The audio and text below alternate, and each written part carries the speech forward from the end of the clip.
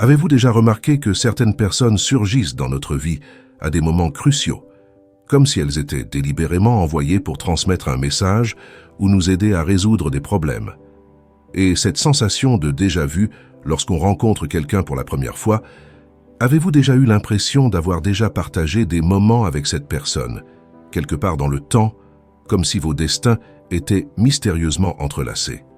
Dans cette vidéo, nous plongerons dans la philosophie stoïcienne qui soutient que les gens n'entrent pas dans notre vie par hasard, mais que chaque rencontre est destinée à se produire pour une raison spécifique. Avant de commencer, j'aimerais vous demander de vous abonner à notre chaîne et de commenter « Je suis ici pour une bonne raison ». YouTube favorise les vidéos, avec beaucoup d'abonnés et de commentaires. Maintenant, commençons ce voyage transformateur ensemble, alors que nous explorons cette perspective fascinante. Nous nous ouvrirons à un voyage de connaissance de soi et de compréhension plus profonde des complexités des relations humaines. Nous nous plongerons dans les enseignements anciens des philosophes stoïciens qui nous invitent à réfléchir sur le rôle du destin et du libre arbitre dans la formation de nos interactions sociales. Un jour, alors que le vieux moine Jotaka méditait sous un cerisier en fleurs, un jeune homme nommé Hiroshi s'approcha et demanda respectueusement « Maître, parfois je rencontre des personnes et ressens une sensation positive, comme si je les connaissais déjà, ou comme si elles avaient une affinité particulière avec mon âme. D'autres fois, cependant, je ressens une sensation négative, comme si cette personne était venue me blesser. Tout cela me perturbe et me fait me demander, entre-t-elle dans notre vie par hasard ?» Jotaka, avec son regard pénétrant fixé sur le jeune homme, répondit « Les gens n'entrent jamais dans notre vie par accident, et cette vérité est plus profonde que nous ne pouvons l'imaginer. Dans la vie, nous rencontrons diverses personnes, chacune ayant sa place et sa fonction dans notre histoire. Certaines viennent et partent, d'autres restent et nous accompagnent à travers différentes étapes de la vie. » Jotaka se leva lentement et pointa le ciel bleu au-dessus d'eux. « Observe les oiseaux, jeune ami, dit-il.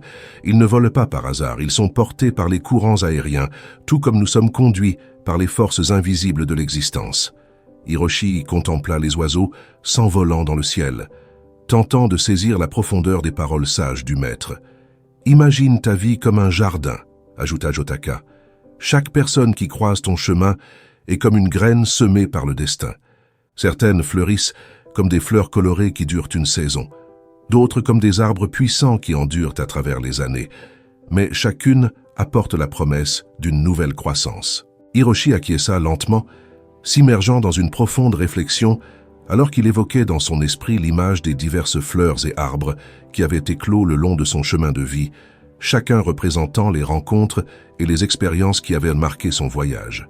« Les personnes qui nous écoutent, » continua Jotaka avec compassion, émanant des profondeurs de son être, deviennent souvent nos plus grands enseignants.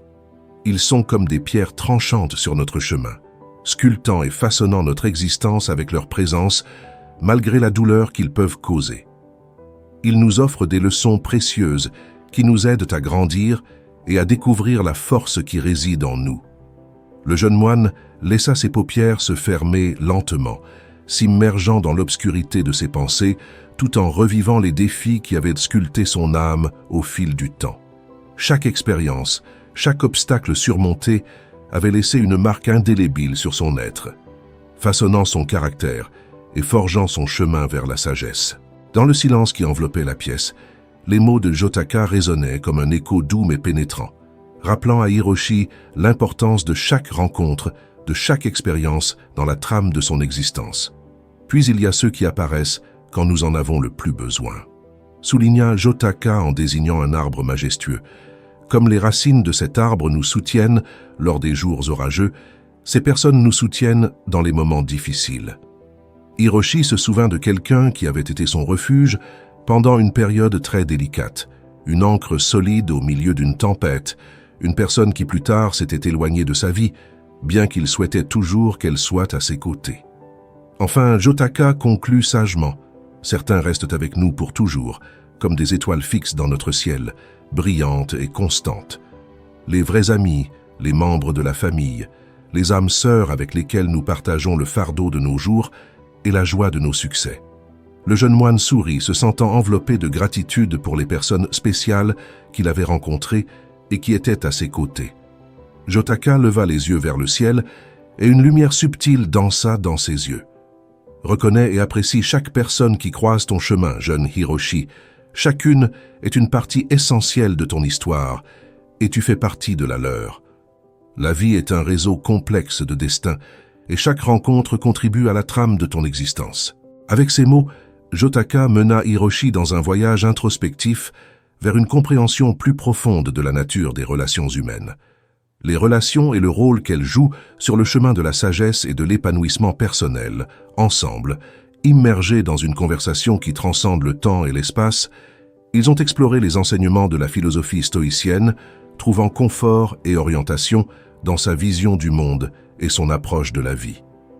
Inspirés par les principes stoïciens d'acceptation, de vertu et de reconnaissance du destin, Hiroshi et Jotaka ont participé à un dialogue enrichissant qui résonnait avec la vérité intemporelle des anciens sages. Ils ont réfléchi à l'idée que chaque rencontre, chaque personne qui croise notre chemin a un but défini dans la trame du destin universel. Alors que le soleil se couchait à l'horizon et que les ombres s'allongeaient dans le jardin serein du monastère, Hiroshi était submergé de gratitude grâce à cette rencontre fortuite qu'il avait amenée au pied de ce sage dont la sagesse transcende les barrières du temps et de l'espace. En compagnie de Jotaka, Hiroshi se préparait à recevoir une leçon qui résonnerait profondément en lui et le guiderait dans sa quête de compréhension et d'accomplissement spirituel. Avez-vous déjà remarqué que vous avez des lignes spécifiques sur les paumes de vos mains, des lignes qui s'entrecroisent, se ramifient et se croisent comme des chemins mystérieux sur une carte ancienne? Vous êtes-vous déjà demandé si elles avaient une signification? Vous devriez savoir que les lignes sur vos paumes ne sont pas de simples marques aléatoires. La philosophie stoïcienne nous enseigne également que nous devons accepter les circonstances que nous ne pouvons pas changer et nous concentrer sur ce que nous pouvons contrôler, comme nos actions et nos attitudes. Dans cette histoire, grâce à la sagesse bouddhiste et stoïcienne, nous nous concentrerons particulièrement sur la ligne du soleil et verrons ce que signifie avoir ce signe sur les paumes de vos mains. Donc, si vous êtes prêt à vous embarquer dans un voyage mystique, entre légende et réalité, à la recherche de votre paix intérieure, suivez la vidéo jusqu'à la fin. Vous découvrirez les secrets de la ligne du soleil, un symbole qui a fasciné les savants, les chercheurs et les chercheurs de vérité pendant des siècles, et comprendrez comment ce signe peut influencer votre personnalité et votre destin. Ce sera un voyage mystique entre légende et réalité qui pourrait changer votre vie. Il existe un monastère parmi les montagnes du Japon qui accueille les âmes en quête d'illumination et de sagesse tous les jours dans ses murs austères. Le vieux moine Nin, renommé pour sa profonde connaissance, rassemble souvent des disciples pour partager des enseignements précieux. Un jour, alors que le soleil peignait le ciel de teintes dorées et que le chant des oiseaux emplissait l'air de la forêt environnante de mélodies célestes, Nin invita ses étudiants à se rassembler autour de lui. « Chers disciples, commença-t-il d'une voix douce, aujourd'hui je vais vous parler d'une ligne énigmatique que certains d'entre vous peuvent avoir imprimée sur la paume de leurs mains. Cette ligne, appelée la ligne du soleil, est enveloppée d'une aura de mystère qui a fasciné et intrigué les moines bouddhistes pendant des siècles. Un murmure de curiosité se répandit parmi les disciples, comme un doux vent agitant les feuilles des arbres.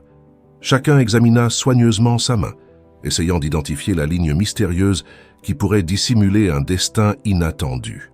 Mais avant de plonger dans la signification de cette ligne, Nin continua avec un sourire énigmatique. « Je vais vous raconter la légende d'un jeune moine obsédé par la ligne du soleil. » Les disciples se penchèrent encore plus, captivés par la promesse d'une histoire fascinante, et Nin commença à raconter l'histoire du jeune moine, son obsession pour la ligne du soleil et son voyage à la recherche de la vérité.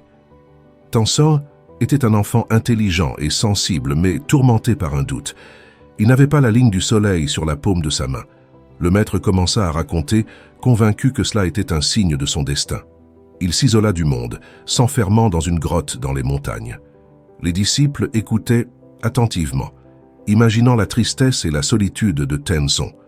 Un jour, Nin continua. « Un vieux maître bouddhiste nommé Khenpo alla le voir et l'invita à le suivre. Khenpo était un homme sage et compatissant, avec une profonde compréhension de la nature humaine et des mystères de l'univers. Un disciple curieux demanda au maître Nin quelle signification la ligne du soleil avait dans l'histoire de Tenzon. Nin sourit et expliqua que la ligne du soleil représente la lumière intérieure que chacun de nous possède. Tenzon, initialement obsédé par l'absence de cette ligne, apprit à cultiver sa lumière intérieure et à ne pas dépendre des signes extérieurs pour trouver le bonheur. Son histoire nous enseigne que la vraie chance n'est pas une question de destin, mais d'attitude positive, et d'une vie vécue en harmonie avec les valeurs qui nous inspirent. Les disciples réfléchirent longuement aux paroles de Nin et à l'histoire de Tenzon.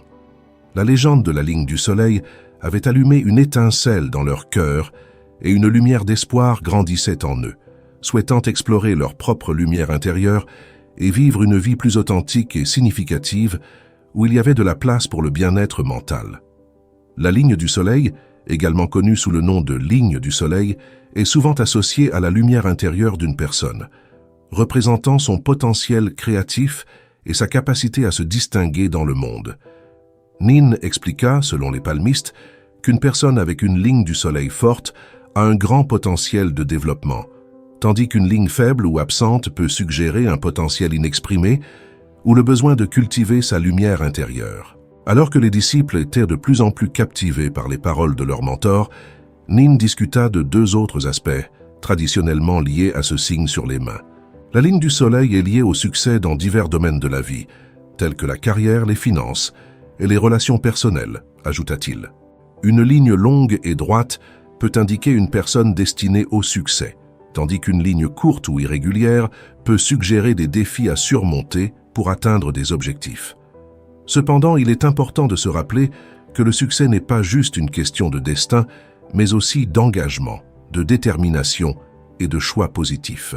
Si nous ne nous engageons pas à méditer avec constance et persévérance, nous ne pouvons pas nous attendre à ce que tout aille bien et que notre vie évolue vers le succès et la sérénité, continua le moine avec conviction.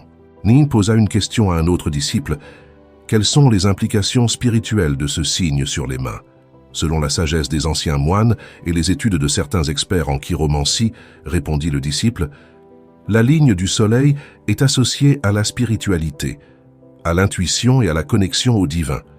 Une ligne profonde et courbée peut indiquer une personne dotée d'une grande sensibilité spirituelle et d'une intuition profonde, et la présence de signes particuliers le long de la ligne, tels que des croix ou des étoiles, peut être interprétée comme un signe d'une connexion spéciale avec le monde spirituel. Après une pause pour s'assurer que tout le monde était attentif à ces concepts, Nin les invita à réfléchir à la position de la ligne dans leur paume. « Cette ligne, mes chers, est présente sur la paume de vos mains, dit-il. Pensez-vous qu'elle puisse suggérer certains traits de votre personnalité et de votre potentiel? » Une fois de plus, un murmure doux emplit la salle où ils étaient rassemblés. Chacun médita sur les paroles du maître. Cependant, la ligne du soleil n'est pas un destin immuable, continua Nin, mais plutôt une invitation à découvrir nos talents naturels et nos inclinations. C'est un symbole qui nous rappelle que chacun de nous possède une lumière intérieure unique et spéciale, prête à briller si elle est nourrie avec passion et dévouement.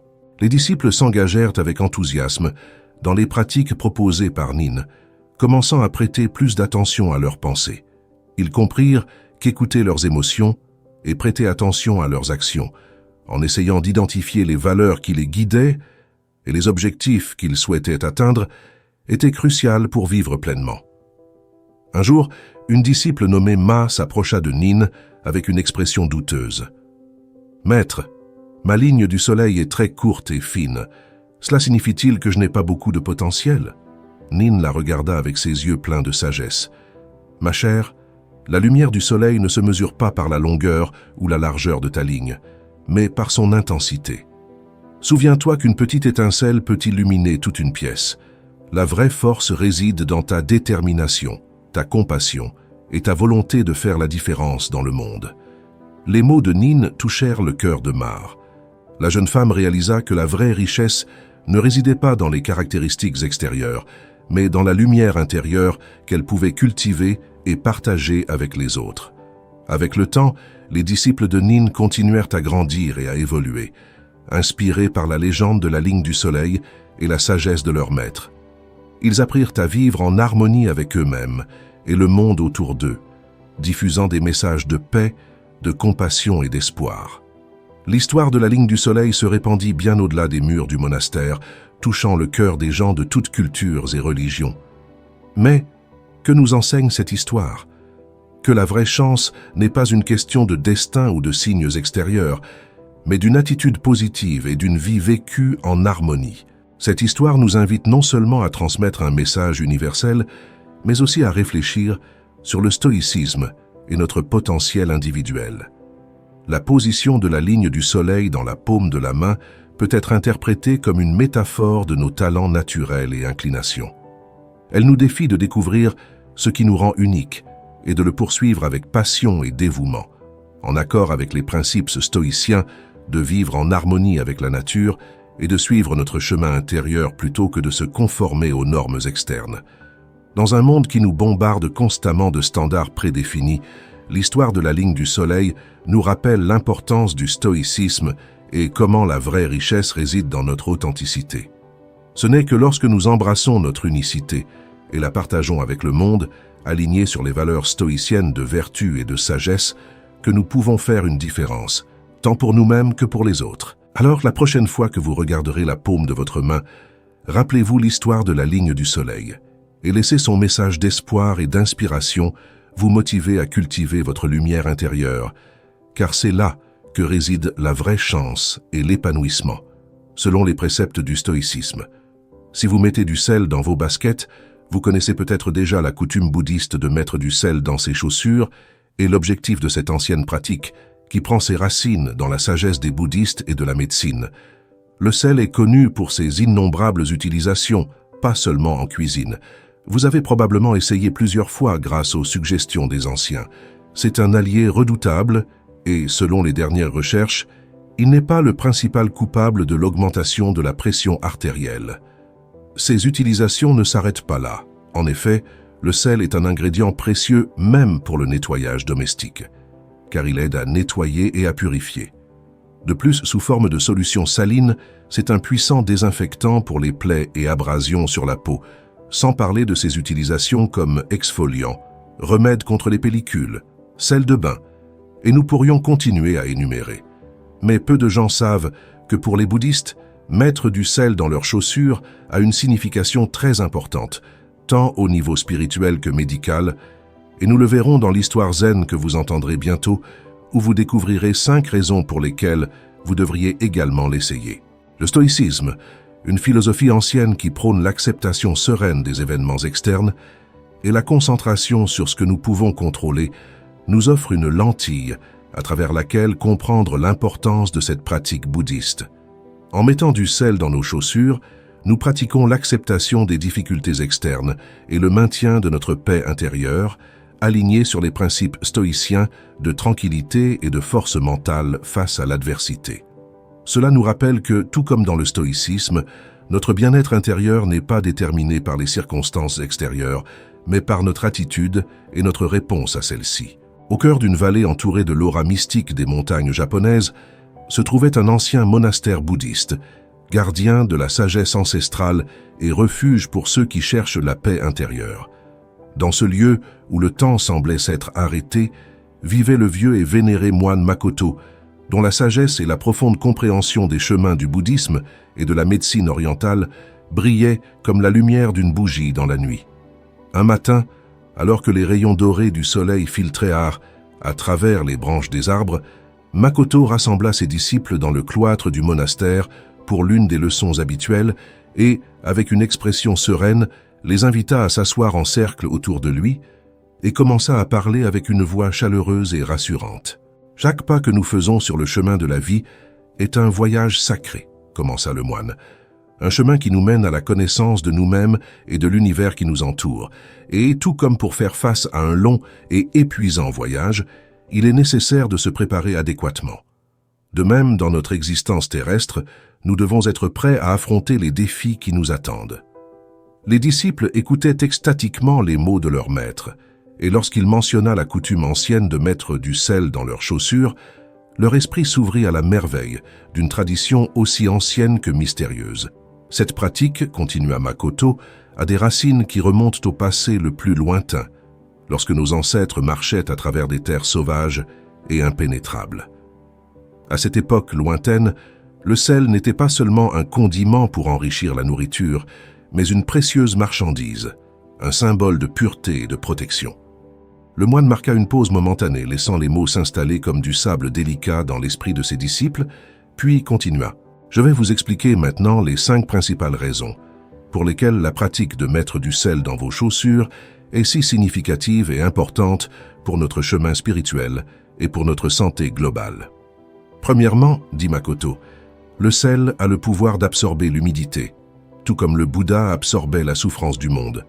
Lorsque nous mettons du sel dans nos chaussures, cela nous aide à garder nos pas légers et agiles. Dans la pratique bouddhiste, l'humidité est souvent associée à la lourdeur des soucis et des souffrances que nous portons avec nous sur le chemin de la vie. Le sel agit comme un absorbant de ces préoccupations, permettant à nos pas de rester légers et agiles alors que nous avançons dans notre quête de paix intérieure et de sagesse. Pour renforcer la signification de cet aspect, Makoto leur raconta l'histoire d'un vieux pêcheur qui, lors d'une tempête, avait sauvé son bateau de se briser grâce à un sac de sel qu'il avait jeté sur le pont pour absorber l'eau. La deuxième raison de mettre du sel dans vos chaussures, continua Makoto, est que le sel possède des propriétés purificatrices. En assimilant les impuretés, le sel purifie notre chemin, le libérant des influences nocives et des obstacles spirituels. Mettre du sel dans nos chaussures est donc un moyen de protéger notre esprit des déceptions et des tentations du monde extérieur. Pour mieux expliquer cette idée, le moine partagea avec ses disciples l'histoire d'un voyageur qui, lors de son voyage, rencontra une rivière infestée d'esprits maléfiques. Grâce au sel dans ses chaussures, il put traverser la rivière sans dommage, protégeant son esprit des influences négatives. La troisième raison, continua Makoto, est que le sel nous aide à maintenir l'équilibre. Tout comme les montagnes qui nous entourent sont des symboles de stabilité et de force, mettre du sel dans nos chaussures nous aide également à nous enraciner à la terre et à rester fermes face aux tempêtes de la vie. Les montagnes entourant le monastère représentent l'image de la stabilité et de la force, dit le moine. Tout comme ces formations rocheuses imposantes restent fermes même face aux tempêtes les plus violentes, nous devons également apprendre à maintenir notre stabilité interne face aux défis de la vie, et mettre du sel dans nos chaussures symbolise cet équilibre. Le sel agit en fait comme une ancre pour nos pas, les stabilisant et prévenant les chutes indésirables sur notre chemin. Lorsque nous marchons avec des chaussures salées, nous nous sentons plus solides et enracinés au sol, comme si nous avions une connexion profonde avec la terre elle-même. Cet équilibre affecte non seulement le corps, mais aussi l'esprit et l'esprit. Donc, suivre cette pratique est une invitation à trouver le bon équilibre entre les différentes dimensions de notre existence, entre le travail et le repos, entre l'action et la contemplation, entre la joie et la tristesse, entre le bien et le mal. Pour rendre le concept plus clair, Makoto raconta l'histoire d'un jeune moine qui, lors d'une méditation sur les rives d'un torrent montagneux agité, avait trouvé l'équilibre parfait grâce au sel qu'il portait avec lui. Alors que les disciples devenaient de plus en plus engagés avec les histoires de leur guide spirituel, Makoto continua avec la quatrième raison. Le sel a également des propriétés curatives, dit-il. En effet, dans la médecine orientale, le sel est considéré comme un remède naturel pour soulager la douleur et la tension. Mettre du sel dans vos chaussures peut soulager non seulement les inconforts physiques, mais aussi les maux mentaux que nous rencontrons sur notre chemin spirituel. Pour démontrer cette idée, le moine partagea avec ses disciples l'histoire d'un fermier qui, souffrant d'une plaie ouverte au pied, avait trouvé soulagement en plongeant son pied dans une solution saline. Poursuivant avec la cinquième raison, Makoto parla de la manière dont mettre du sel dans vos chaussures était un geste de gratitude. Le sel est un cadeau précieux de la terre et l'utiliser consciemment nous rappelle d'être reconnaissant pour tout ce que la vie nous offre, tant les joies que les défis.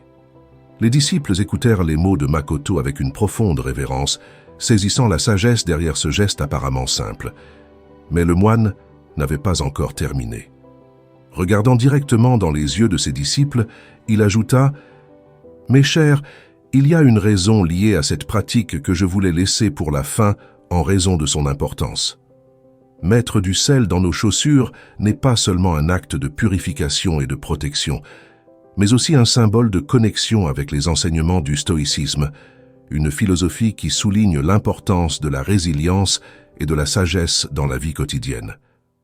En suivant cette pratique ancienne, nous nous immergeons dans les principes stoïciens qui nous incitent à trouver la force face aux adversités et à reconnaître notre interconnexion avec l'humanité à travers le temps. Chaque fois que nous déposons un grain de sel dans nos chaussures, nous honorons les leçons des ancêtres et reconnaissons le courage et la persévérance de ceux qui nous ont précédés. Ce geste simple devient ainsi un rappel tangible de l'héritage culturel et spirituel que nous partageons avec les générations passées, enrichissant notre compréhension du passé et renforçant notre résolution à affronter les défis du présent dans le contexte du stoïcisme. Mettre du sel dans nos chaussures prend un sens encore plus profond. Les stoïciens enseignent que la vie est pleine d'épreuves et de tribulations, et notre réaction à celles-ci détermine notre véritable force intérieure. En intégrant le sel dans notre routine quotidienne, nous pratiquons la capacité à rester ferme face aux difficultés, cultivant ainsi la vertu stoïcienne de la résilience. De plus, en rejoignant la tradition de mettre du sel dans nos chaussures, nous participons à un rituel enraciné dans l'histoire de l'humanité, une pratique qui a été partagée et transmise à travers les siècles. Cette connexion avec le passé nous aide à trouver un sentiment d'appartenance et de continuité dans un monde qui semble souvent changeant et déconcertant. Enfin, en réfléchissant à l'acte de mettre du sel dans nos chaussures, nous pouvons trouver de l'inspiration dans les enseignements stoïciens sur l'importance de vivre avec intégrité et d'accepter ce que nous ne pouvons pas changer. En reconnaissant notre lien avec les générations passées, nous apprenons à embrasser notre destin avec sérénité et confiance, suivant l'exemple des stoïciens qui nous ont précédés et ont trouvé la force dans l'adversité. En résumé, mettre du sel dans nos chaussures est bien plus qu'un simple geste. C'est un rappel de notre héritage culturel, une pratique enracinée dans la philosophie stoïcienne, et une expression de notre connexion avec l'humanité à travers le temps. Placez du sel dans les coins de votre maison. La pratique de placer du gros sel dans les coins de la maison sert non seulement un but physique, mais cherche également à harmoniser l'environnement et à protéger la maison des énergies négatives. Ce geste, enraciné dans la sagesse bouddhiste transmise par les moines et les guérisseurs au fil des siècles, a des implications symboliques et spirituelles profondes qui méritent une exploration plus approfondie. Le sel, reconnu pour sa capacité de purification, devient un bouclier contre les influences nuisibles lorsqu'il est stratégiquement placé dans les coins de la maison. Il ne s'agit pas seulement de maintenir la propreté physique de l'espace, mais aussi de créer un environnement propice à la croissance spirituelle et émotionnelle. Dans le stoïcisme, une philosophie qui prône la vertu, l'autodiscipline et l'acceptation de ce qui ne peut être changé, la pratique de placer du sel dans les coins de la maison prend un sens supplémentaire.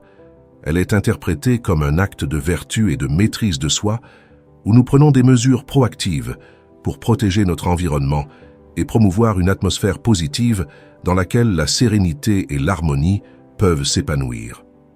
De plus, cette pratique nous invite à réfléchir sur l'importance de maintenir le calme et la maîtrise de soi face aux adversités. En protégeant notre maison des énergies négatives, nous renforçons également notre propre résilience et notre capacité à faire face aux défis avec équilibre et sérénité, des valeurs fondamentales de la philosophie stoïcienne. Dans un monastère bouddhiste tranquille, caché dans les montagnes japonaises, le sage moine âgé Ki partageait des histoires de profonde sagesse avec ses disciples dévoués. Chers disciples, il existe une pratique ancienne qui peut sembler simple, mais qui a des racines profondes dans la sagesse bouddhiste et des implications symboliques et spirituelles significatives, continua le moine. Placer du gros sel dans les coins de votre maison peut sembler un geste trivial, mais vous devez voir ce qui se passe lorsque vous le faites. C'est comme planter la graine du changement et la regarder éclore. Un jeune moine leva un sourcil, sceptique. Il doutait de cette pratique, admit-il, Mais maintenant, il se demandait ce qui se passerait s'il le faisait. Vous devez savoir que le sel a été valorisé à travers les siècles, considéré plus que juste une épice. Il était échangé comme de l'or, et beaucoup croyaient qu'il possédait des propriétés magiques, expliqua Kai. Mais pourquoi mettre du sel dans les coins de la maison? Demanda une autre jeune nonne. Parce que le sel ne sert pas seulement à rendre la nourriture meilleure, répondit Hiroshi, un autre moine. Il a une histoire bien plus profonde. Ainsi, le moine Hiroshi se lança dans un récit qui se déroulait à travers d'anciennes cultures et civilisations, de l'Égypte ancienne des pharaons à l'Inde de Gandhi, de la région de Normandie à la Bavière, du judaïsme au bouddhisme. Il expliqua comment le sel avait été considéré comme un amulette de protection, un symbole de vie inaltérable, un moyen de purification et d'harmonisation. C'est plus que ce que l'on voit, dit Hiroshi, c'est un pont entre nous et l'univers, une clé de notre connexion avec la nature et avec nous-mêmes. Ses disciples absorbèrent les mots du sage moine, réfléchissant sur le sens derrière un geste aussi simple que placer du sel dans les coins de leur maison. Ainsi, ils commencèrent à comprendre que même les actions les plus petites peuvent conduire à des changements significatifs lorsqu'elles sont intrinsèquement liées à la sagesse et à la conscience. Chaque pratique a un début, commença Hiroshi, et l'utilisation du sel comme outil de purification et de transformation a ses racines dans le passé, entrelacées avec les histoires de moines sages et de personnes ordinaires. Les disciples se penchèrent avidement pour découvrir les secrets que Hiroshi était sur le point de révéler. Dans la tradition bouddhiste, il continua d'un ton calme. Le sel est considéré comme un amulette de protection capable de repousser les énergies négatives et de purifier l'espace. Une jeune nonne leva la main, désireuse d'en apprendre davantage. « Mais comment cette pratique a-t-elle commencé » demanda-t-elle avec curiosité. Hiroshi sourit, acceptant la question. Dans les temps anciens, on croyait que les coins étaient des endroits où les énergies stagnantes pouvaient s'accumuler, créant un déséquilibre dans l'environnement de la maison, expliqua-t-il. Et en plaçant du sel à ces points, une barrière énergétique était créée, qui repoussait les influences négatives. Les yeux des disciples brillèrent d'intérêt, alors qu'Hiroshi poursuivait sa narration. Tandis qu'il parlait, les disciples se trouvaient transportés dans un monde de croyances anciennes, de superstitions et de sagesse traditionnelle, et commencèrent à comprendre que le simple acte de placer du sel dans les coins de la maison était un acte de protection et d'harmonisation avec l'univers. Mais le pouvoir de cet élément ne se limite pas à la protection, continua Hiroshi, ses yeux brillants de sagesse. Le sel a également la capacité de transformer les énergies stagnantes en positivité et de créer un environnement qui favorise la croissance personnelle et le bien-être émotionnel. Les disciples écoutèrent attentivement, fascinés par les paroles du sage moine. Les mots de Hiroshi résonnèrent dans l'esprit de ses disciples qui comprenaient de plus en plus le concept d'utiliser le sel comme outil de purification et de transformation. Hiroshi, avec une expression sereine et confiante, continua à partager ses connaissances approfondies sur cet humble mais puissant élément. Le sel, expliqua-t-il, n'a pas seulement une valeur culinaire, mais possède également des propriétés physiques et symboliques.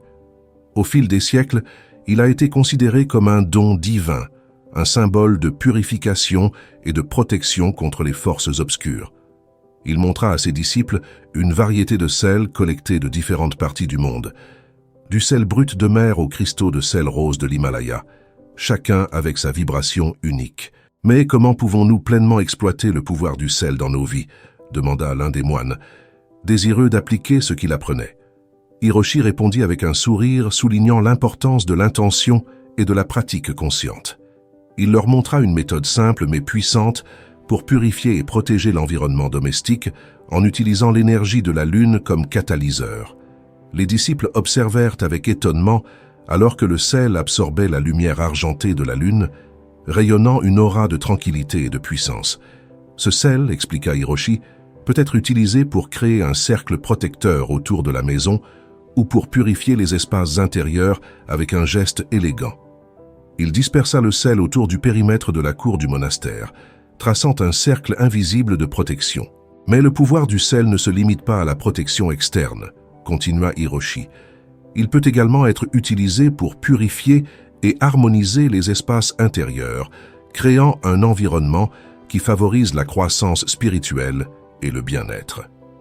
Avec cela, il guida les disciples à l'intérieur du monastère, où il leur donna des instructions sur une série de pratiques impliquant du sel pour purifier et harmoniser les espaces intérieurs. Chaque geste était réalisé avec conscience et intention, alors que les disciples apprenaient à se connecter avec le pouvoir du sel et à l'utiliser pour transformer les énergies autour d'eux. Hiroshi les conduit à travers des pratiques impliquant l'absorption de l'humidité dans les murs du monastère et l'utilisation du sel comme purificateur d'air naturel pour combattre les mauvaises odeurs dans les environnements domestiques. Le stoïcisme, une philosophie qui prône la vertu, l'autodiscipline et l'acceptation de ce qui ne peut être changé, trouve un écho profond dans l'utilisation du sel comme outil pour maintenir l'équilibre spirituel et émotionnel dans nos vies. Les stoïciens enseignent que nous devrions cultiver une attitude de sérénité et d'acceptation face aux défis de la vie, et la pratique de l'utilisation du sel comme agent purifiant et protecteur peut être vue comme un exercice de vertu et de maîtrise de soi dans la philosophie stoïcienne. L'importance de maintenir le calme et la sérénité face à l'adversité est soulignée, ainsi que l'acceptation de ce qui ne peut être changé. En utilisant du sel pour purifier et protéger notre environnement, nous exerçons notre capacité à contrôler notre propre vie et cultivons la vertu de prudence et de modération.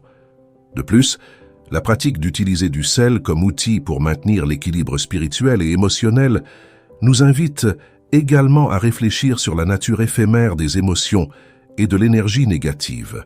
Tout comme le sel absorbe et dissipe les énergies négatives dans notre environnement physique, nous pouvons apprendre à lâcher les émotions négatives et trouver la sérénité intérieure grâce à la pratique du stoïcisme. En résumé, le lien entre le stoïcisme et l'utilisation du sel comme outil pour maintenir l'équilibre spirituel et émotionnel dans nos vies est indéniable. En adoptant une attitude stoïque de sérénité et d'acceptation, et en utilisant le sel comme agent purifiant et protecteur, nous pouvons cultiver la vertu et l'autodiscipline dans nos vies, trouvant ainsi la paix intérieure et l'harmonie malgré les vicissitudes de la vie. Écrivez le nombre 888 sur un morceau de papier et gardez-le sous votre oreiller. Avez-vous déjà entendu parler de la signification du nombre 888 et de son importance spirituelle? Pour beaucoup, ce nombre représente un symbole angélique, une porte vers la fortune et la prospérité. En effet, dans toutes les religions, le nombre 888 est lié à la spiritualité et au divin qui réside en chacun de nous. On dit que si vous écrivez ce nombre sur un morceau de papier et que vous le placez sous votre oreiller, vous pouvez transformer votre vie. De cette manière, vous pouvez attirer la prospérité, la sérénité et la paix intérieure. Mais comment cela fonctionne-t-il vraiment? C'est intéressant d'explorer cette question du point de vue du stoïcisme, une philosophie ancienne qui prône la vertu, l'autodiscipline et l'acceptation de ce qui ne peut être changé. Du point de vue stoïcien, le nombre 888 pourrait être interprété comme un rappel que, bien que nous ne puissions pas contrôler tous les aspects de notre vie, nous pouvons l'influencer à travers nos actions et nos attitudes. Dans le stoïcisme, l'importance de cultiver la sérénité intérieure et la force mentale pour faire face aux défis de la vie avec équanimité et détermination est soulignée. Placer le nombre 888 sous l'oreiller pourrait être considéré comme un acte affirmant notre intention de rechercher la prospérité et la paix intérieure, ainsi qu'un rappel que nous devons rester ouverts aux opportunités que la vie présente. De plus, du point de vue du stoïcisme, la pratique de placer le nombre 888 sous l'oreiller pourrait également être interprétée comme un exercice de visualisation et de concentration mentale. En se concentrant sur ce nombre avant de dormir, nous entraînons notre esprit à être plus réceptif aux énergies positives et aux opportunités de croissance personnelle qui pourraient survenir. Le soleil paresseusement s'enfonçait à l'horizon, peignant le ciel de teintes enflammées qui dansaient sur les rochers, comme des langues de flammes. Le vieux et sage moine Po était sur le point de révéler quelque chose d'unique à ses disciples autour du feu crépitant. Les disciples de Kaido attendaient avec impatience les mots du moine, sachant qu'une fois de plus, leur mentor les surprendrait avec des révélations extraordinaires. Kaido, avec sa voix calme et persuasive, commença à narrer une histoire ancienne. capable d'ouvrir les esprits et de laisser une marque profonde dans le cœur de chacun d'eux. Au milieu du temps, commença le moine, un nombre mystique émergea des profondeurs de l'univers. 888. Depuis lors, son énergie imprègne la création, apportant abondance, prospérité et équilibre, comme une rivière vigoureuse qui nourrit la vie. Le moine se pencha pour prendre un petit morceau de papier blanc comme neige, et avec des gestes précis et délicats, il traça le nombre 888 à l'encre dorée. Sa calligraphie fluide, semblable à une cascade de montagnes, semblait laisser une marque dans l'esprit des disciples. Ce symbole, expliqua-t-il d'une voix douce, contient une force ancestrale capable d'attirer la positivité dans votre vie. Pensez à ce nombre comme à un talisman qui apporte bonne chance, un pont qui relie le ciel et la terre, un portail qui vous emmènera dans un monde de merveilles. Les disciples écoutaient en silence, captivés par les mots du maître. 888 est plus qu'un simple nombre, continua Kaido, sa voix chargée de sagesse. 888 est plus qu'un simple nombre, continua Kaido, sa voix chargée de sagesse. C'est une clé qui ouvre la porte au potentiel illimité de l'univers, et par conséquent, au potentiel illimité qui réside en chacun de nous. C'est comme un portail magique qui nous mène à un monde de merveilles. L'un des plus jeunes disciples, désireux d'en apprendre davantage, demanda « Maître Kaido, comment ce nombre peut-il ouvrir les portes de la prospérité et de la paix pour nous ?» Le moine, regardant chacun avec un large sourire, les invita à écrire le nombre 888 sur une feuille de papier blanc, en utilisant de l'encre dorée ou rouge, symbole de prospérité et de chance. Ensuite, la feuille devait être placée sous l'oreiller avant d'aller dormir. « Pendant que vous dormez, » murmura fermement Kaido, « votre esprit s'ouvrira comme une fleur au soleil, et l'énergie du 888 coulera à travers vous, purifiant votre esprit et vous préparant à recevoir de nouveaux cadeaux de l'univers. Ce sera comme une pluie de bénédictions tombant sur une terre assoiffée. » Les disciples acquiescèrent et, le cœur plein d'espoir et la feuille avec le nombre 888 entre leurs mains, ils se dirigèrent vers leur chambre. Le rituel dont Kaido avait parlé les avait profondément affectés et ils étaient impatients de le réaliser avec toute la confiance et la foi. Dans le calme de la nuit, les disciples se retirèrent dans leur chambre, bercés par le chant des oiseaux nocturnes et le murmure des feuilles. Le papier avec le nombre 888 reposait sous leurs oreillers comme un talisman précieux, émettant une énergie subtile et vibrante. Et cette nuit-là, quelque chose de très étrange se produisit. Tout le monde rêva quelque chose, et les rêves devinrent vivants et colorés, remplis de symboles et de messages mystérieux à interpréter et à utiliser comme carte pour leur bonheur.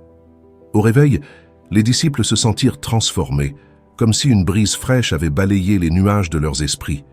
Une sensation d'énergie renouvelée et de paix intérieure profonde imprégna leur être, comme une vague de positivité qui les enveloppait et les enivrait. Dans les jours suivants, des événements surprenants commencèrent à se manifester dans leur vie.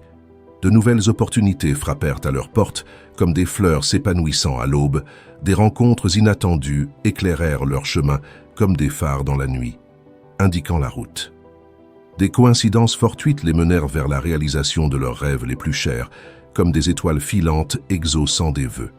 Les disciples, étonnés et heureux de ces événements et de cette transformation, allèrent remercier Kaido et demandèrent plus d'informations sur le nombre 888.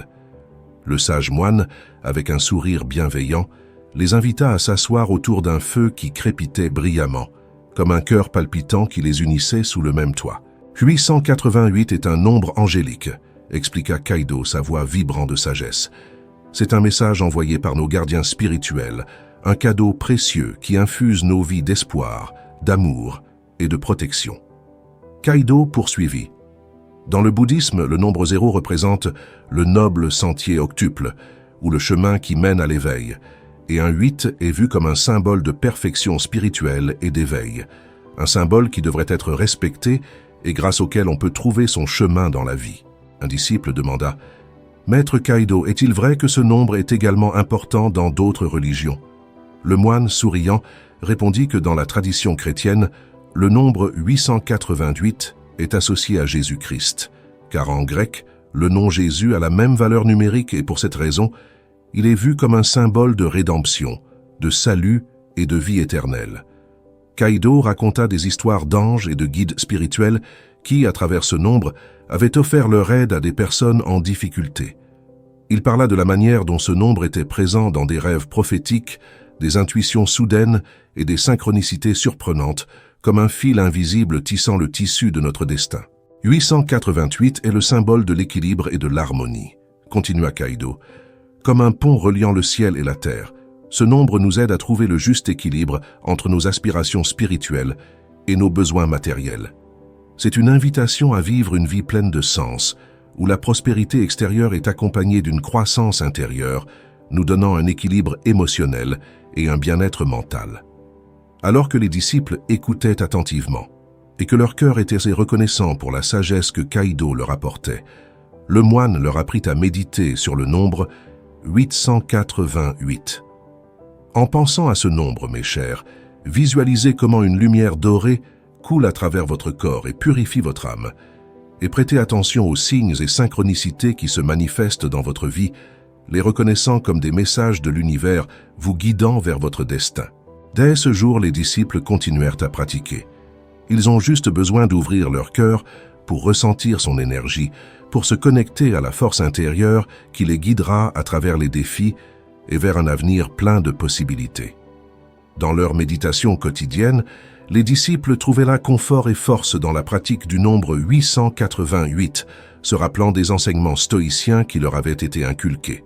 Pour eux, le nombre 888 était devenu un rappel constant de l'importance de faire face à l'adversité avec courage et de trouver l'équilibre entre la force intérieure et la sérénité face aux défis de la vie.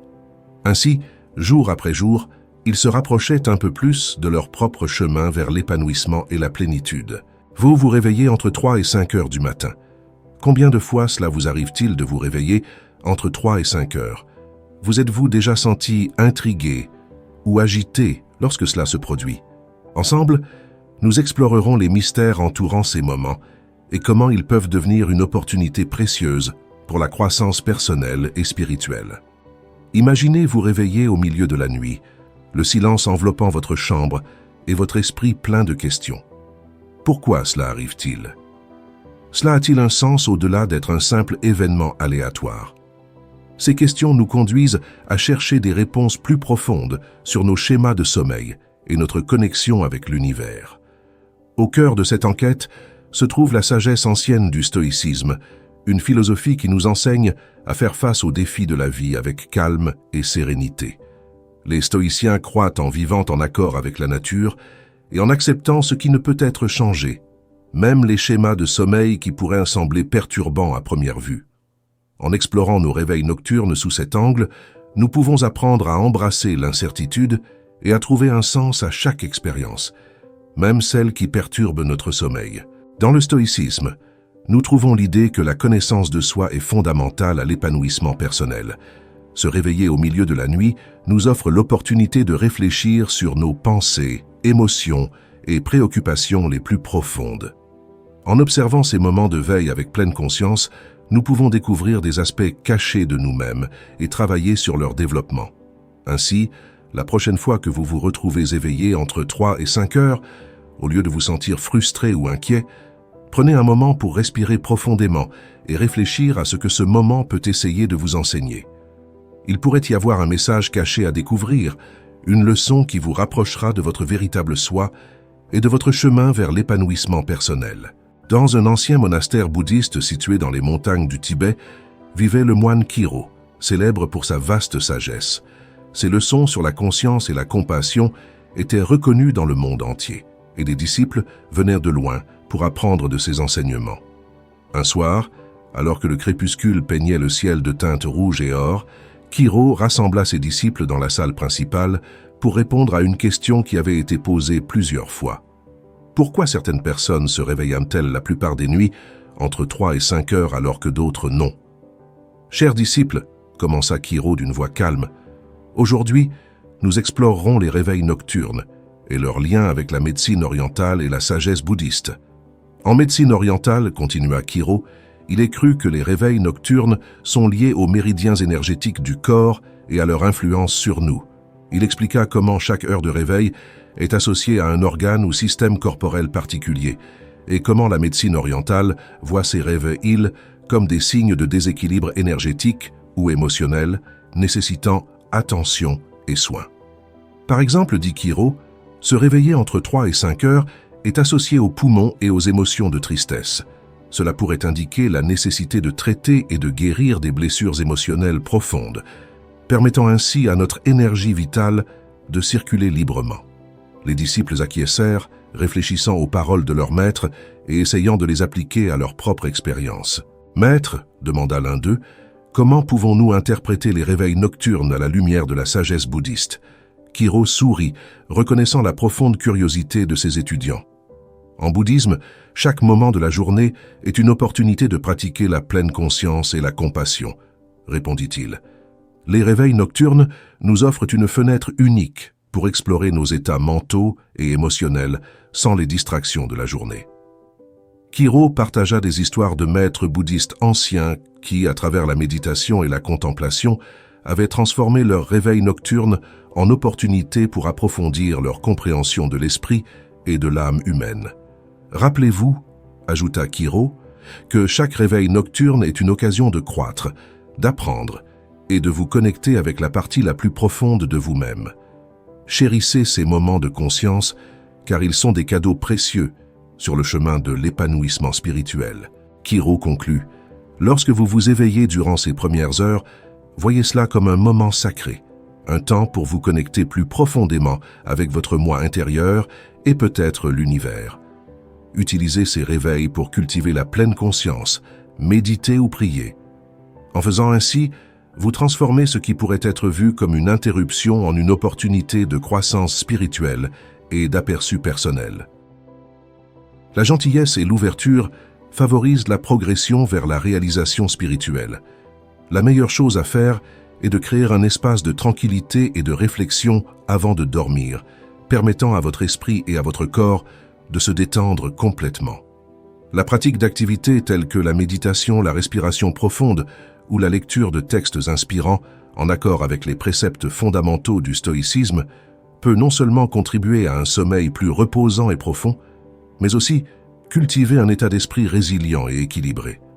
La méditation, par exemple, est un outil puissant recommandé par les stoïciens pour cultiver la tranquillité intérieure et la capacité à accepter les circonstances telles qu'elles sont.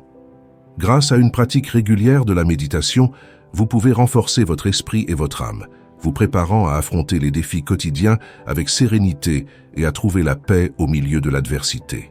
De même, la respiration profonde, pratique courante dans le stoïcisme, peut être un moyen efficace de calmer l'esprit et le corps avant de dormir.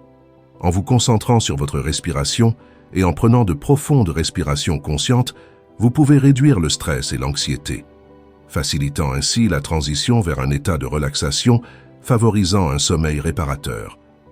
D'autre part, la lecture de textes inspirants, alignés sur les principes stoïciens, peut nourrir votre esprit de sagesse intemporelle et de perspectives motivantes. Les écrits de philosophes tels qu'Épictète, Sénèque et Marc Aurèle offrent des enseignements profonds sur la manière de faire face aux défis de la vie avec sérénité et sagesse. En vous plongeant dans ces lectures avant de dormir, vous pouvez nourrir votre esprit d'idées qui favorisent la paix intérieure et la transcendance de soi. Lorsque vous vous réveillez entre 3 heures et 5 heures du matin, au lieu de le voir comme une perturbation de votre sommeil, considérez ce phénomène comme une occasion d'approfondir votre connaissance de soi et votre connexion spirituelle. Durant ces heures calmes et silencieuses, vous pouvez consacrer du temps à la réflexion, à la contemplation et à l'exploration de votre monde intérieur. Du point de vue du stoïcisme, chaque réveil nocturne peut être vu comme une invitation à pratiquer la vertu, l'introspection et la croissance personnelle, renforçant ainsi votre chemin vers une vie plus complète et plus significative. Maintenant, si une partie de ce message vous a été utile, laissez-nous votre like et votre commentaire, aidant l'algorithme à le recommander à quelqu'un qui en a besoin en ce moment. N'oubliez pas de vous abonner pour ne pas manquer de nouvelles vidéos, et si vous parcourez les vidéos que nous avons déjà téléchargées, vous êtes sûr de trouver quelque chose à emporter avec vous. Passez une bonne journée.